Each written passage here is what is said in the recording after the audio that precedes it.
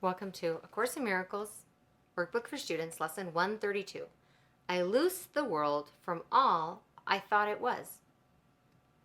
What keeps the world in chains but your beliefs? And what can save the world except yourself?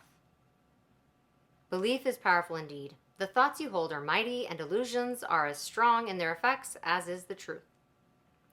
A madman thinks the world he sees is real and does not doubt it. Nor can he be swayed by questioning his thoughts' effects. It is but when their source is raised to question that the hope of freedom comes to him at last. Yet is salvation easily achieved, for anyone is free to change his mind, and all his thoughts change with it. Now the source of thought has shifted, for to change your mind means you have changed the source of all ideas you think or ever thought or yet will think. You free the past from what you thought before. You free the future from all ancient thoughts of seeking what you do not want to find. The present now remains the only time. Hence, in the present is the world set free. For as you let the past be lifted and release the future from your ancient fears, you find escape and give it to the world. You have enslaved the world with all your fears, your doubts and miseries, your pain and tears, and all your sorrows press on it, and keep the world a prisoner to your beliefs. Death strikes it everywhere because you hold the bitter thoughts of death within your mind. The world is nothing in itself. Your mind must give it meaning, and what you behold upon it are your wishes, acted out so you can look on them and think them real. Perhaps you think you did not make the world, but came unwillingly to what was made already, hardly waiting for your thoughts to give it meaning. Yet in truth you found exactly what you looked for when you came. There is no world apart from what you wish, and herein lies your ultimate release. Change but your mind on what you want to see, and all the world must change accordingly. Ideas leave not their source. This central theme is often stated in the text, and must be borne in mind if you would understand the lesson for today. It is not pride which tells you that you made the world you see, and that it changes as you change your mind. But it is pride that argues you have come into a world quite separate from yourself, impervious to what you think, and quite apart from what you chance to think it is. There is no world. This is the central thought the Course attempts to teach. Not everyone is ready to accept it, and each one must go as far as he can let himself be led along the road to truth. He will return and go still farther, or perhaps step back a while and then return again. But healing is the gift of those who are prepared to learn there is no world and can accept the lesson now. Their readiness will bring the lesson to them in some form which they can understand and recognize. Some see it suddenly on point of death and rise to teach it. Others find it in experience that is not of this world, which shows them that the world does not exist because what they behold must be the truth, and yet it clearly contradicts the world. And some will find it in this course and in the exercises that we do today. Today's idea is true because the world does not exist. And if it is indeed your own imagining, then you can loose it from all things you ever thought it was by merely changing all the thoughts that gave it these appearances. The sick are healed as you let go all thoughts of sickness, and the dead arise when you let thoughts of life replace all thoughts you ever held of death. A lesson earlier repeated once must now be stressed again, for it contains the firm foundation for today's idea. You are as God created you.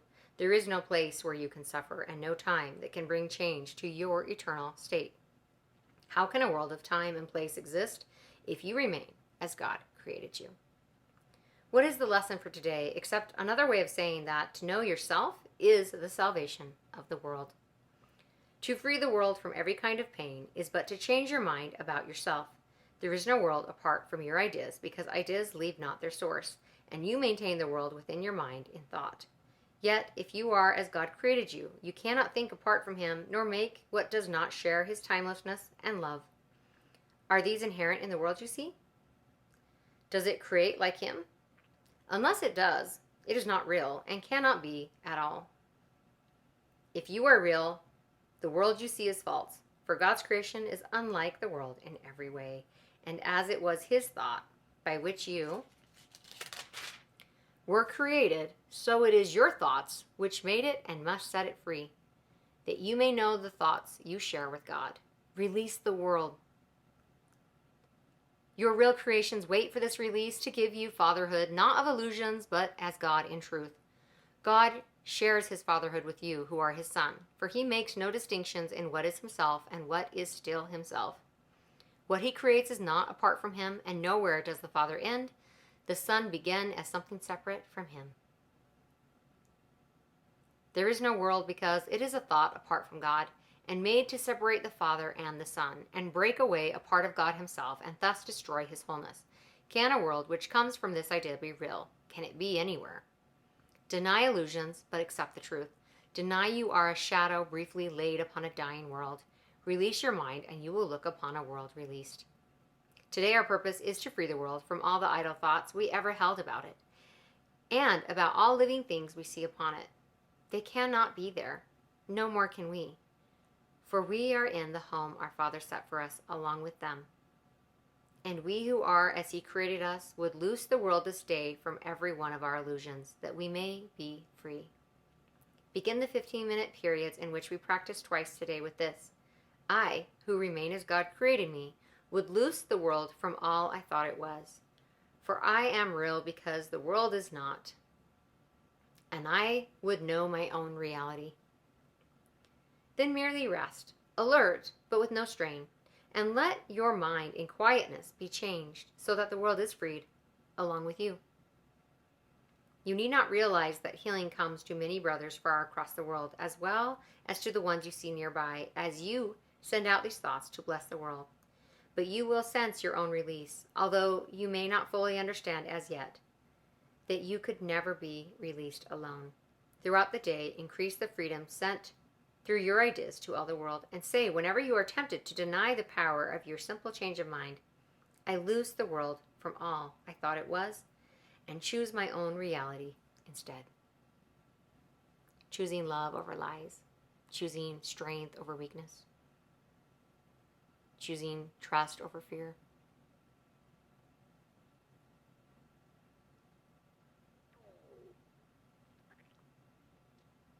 Heaven versus hell, but only in heaven is real.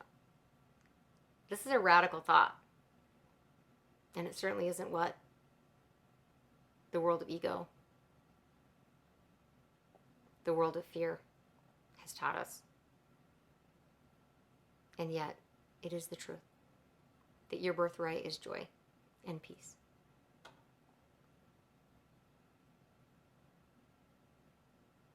And you are beautiful and wonderful and magnificent beyond any of your current imaginings.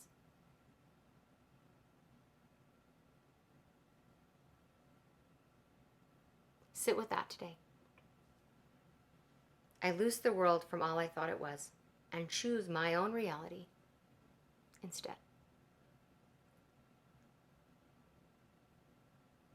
I'm going to add sometimes